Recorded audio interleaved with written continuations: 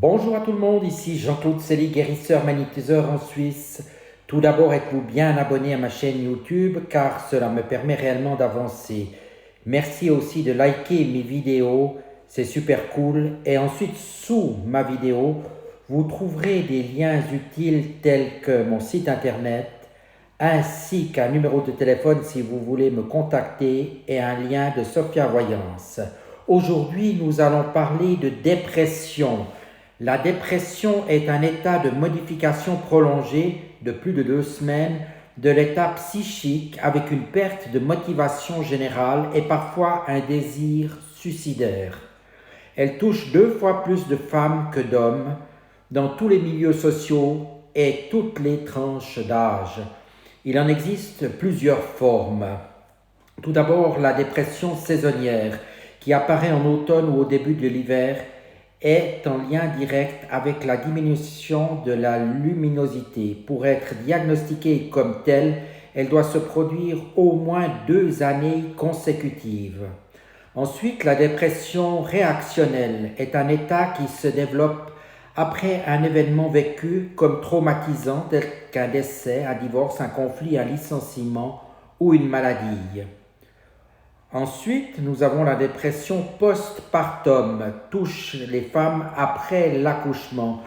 Elles sont tristes, irritables, fatiguées et souffrent de douleurs et de troubles du sommeil. On parle alors de baby blues ou de postpartum blues et le trouble s'estompe au bout de 8 jours.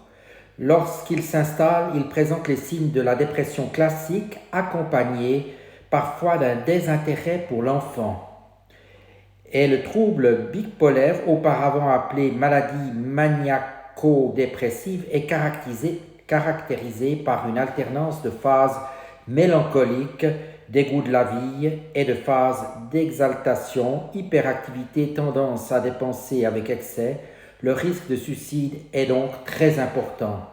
Donc il faut veiller à prendre garde à ces différents symptômes. Et les symptômes sont donc les suivants. Au niveau de l'asthénie, psychique et physique ou agitation, au niveau des difficultés à se concentrer, au niveau des indécisions, autodévaluation ou sentiment de culpabilité, de la perte générale de l'intérêt, tels que hobby, relations de couple, activités professionnelles, tendance à l'isolement, troubles de l'humeur et irritabilité, troubles de l'alimentation, boulimie ou anorexie et troubles du poids, troubles du sommeil et vision négative du passé, du présent et de l'avenir.